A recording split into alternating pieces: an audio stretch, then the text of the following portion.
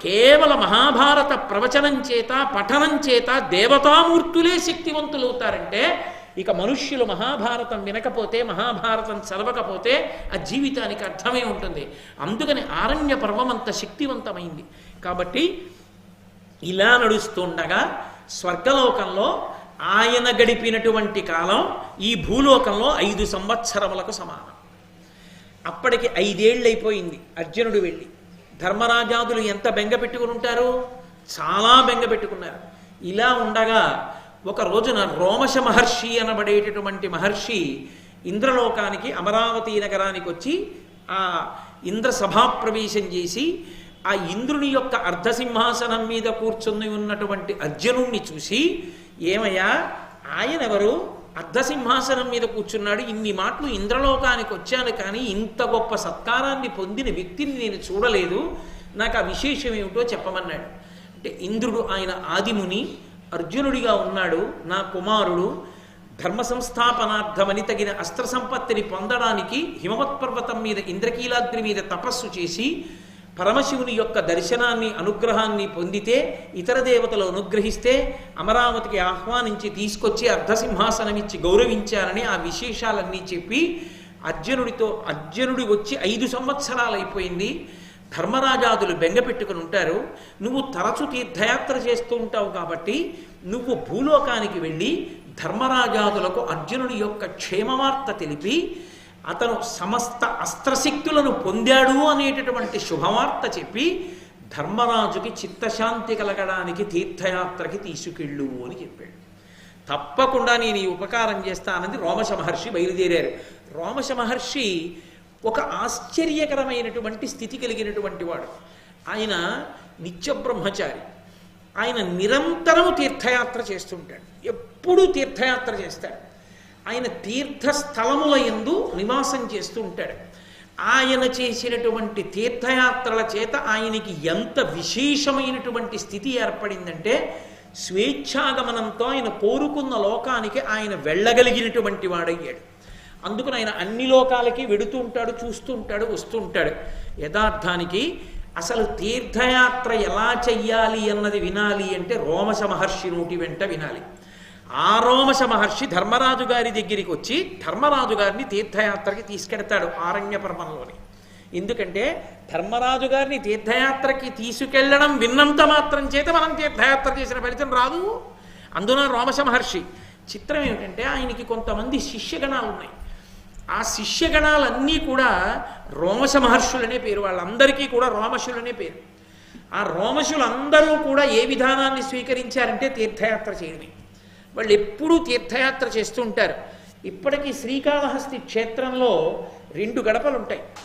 మొదటి గడపకి రెండో గడపకి మధ్యలో రోమశ మహర్షి యొక్క శరీరాన్ని దాని కింద పెట్టారు అంటారు. అందుకే మొదటి గడప దాటి కంచు గడప దాటుతారు. దాటి లోపలికెళ్ళి ఒక్క శ్రీకాళహస్తి క్షేత్రంలో మాత్రం మన ఇష్టం వచ్చినట్టుగా లోపలికెళ్ళి దర్శనం చేసుకోకూడదు. అది వాయులింగం.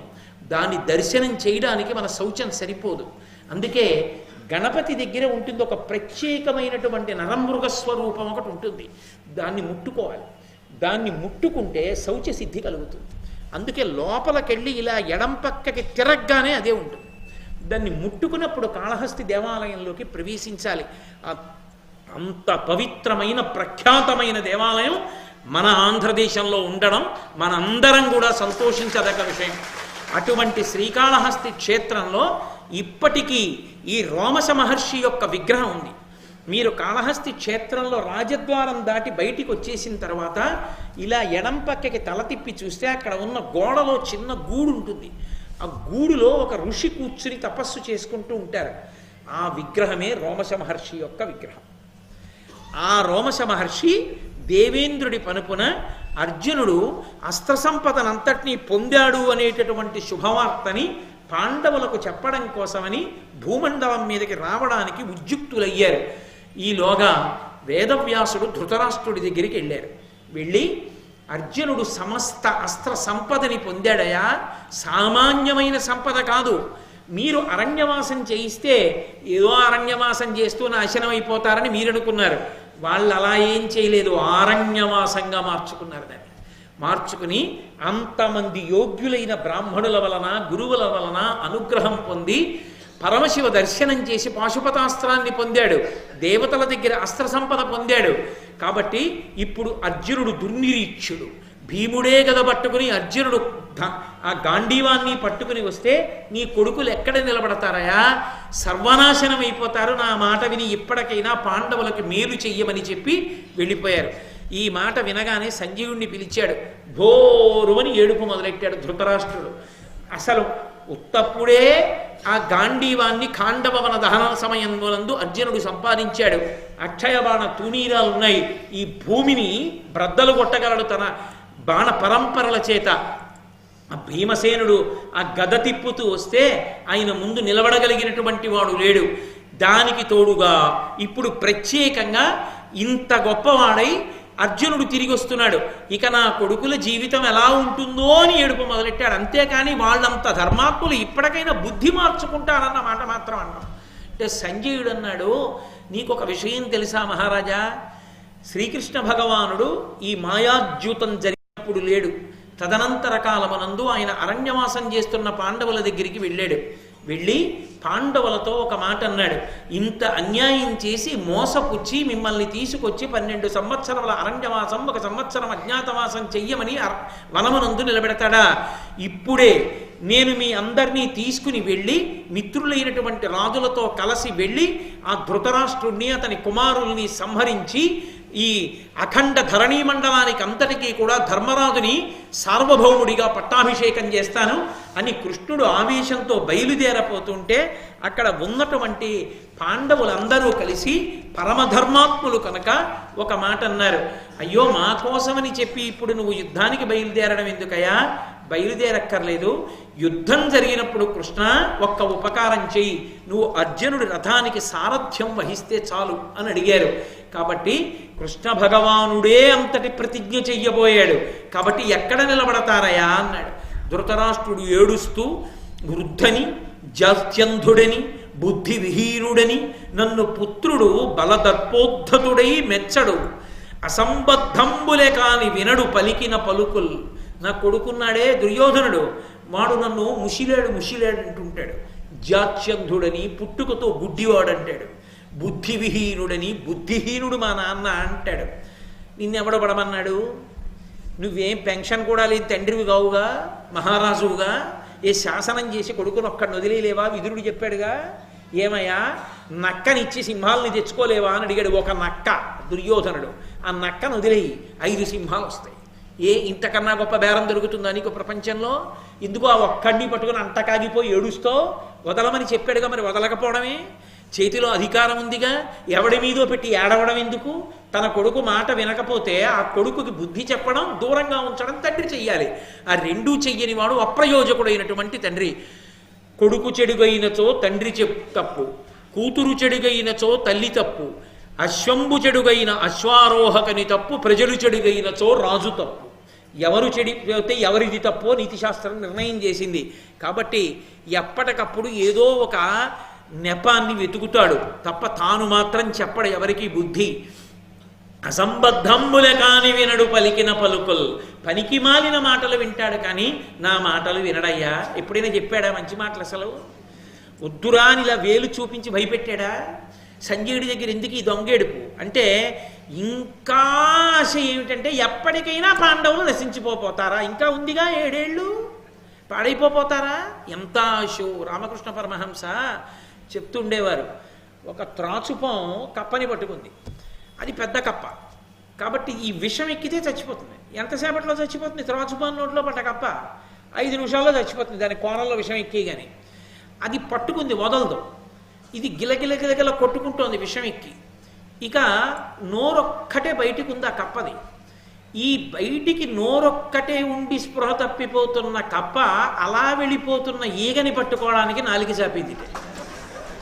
అప్పుడు కూడా ఇంకా ఈగని తినాలని ఆశపడిన కప్పలా ఇప్పుడైనా పాండవులకి ఏదైనా జరగకపోతుందా అని ఆశపడతాడు తప్ప 5 ఏళ్లలో ఇంత వృద్ధి పొందిన వాళ్ళు మిగిలిన 7 ఏళ్లలో ఎంత గొప్ప వాళ్ళు అవుతారో ధర్మాన్ని పట్టుకుని వాళ్ళు నా కొడుకులని చెప్పుకుని నేనెంత పొంగిపోవచ్చో అని మాత్రం ఆలోచించాడు. అది మూర్ఖత్వం అంటే.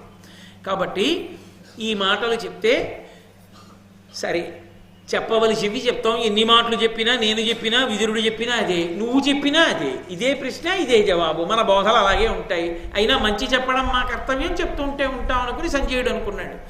తర్వాత అక్కడ వనవాసం చేస్తున్నటువంటి ధర్మరాజు దగ్గరికి వెళ్ళి భీముడు అన్నాడు, సమయాబ్దంబుల కంటే ముందర మహోత్సాహంబునన్ బాహుమిక్రమమొప్పన్ విజయుండు నేను తగ సంగ్రామంబులో ఏకకాలంబున ఏకకాలంబున ఆ ధృతరాష్ట్రాజాధముల నెల్లం చంపి భూచక్రరాజ్యము చేకొందుము కౌరవేంద్ర మురజిత్సఖ్య ప్రసాదంబునన్. ఓ ధర్మరాజా, మోసాన్ని మోసంతో జయించడంలో తప్పేమీ లేదయ్యా. మనం 12 ఏళ్ళు పోయేటప్పటికీ మనకి పరిచయమైనటువంటి వాళ్ళందరూ దూరం అయిపోతారు. అవతల దుర్యోధనుడు బాగా ఊంచుకుంటాడు ప్రజల్లో. అందుకని ఊంచుకోకముందే దండయాత్ర చెయ్యాలి.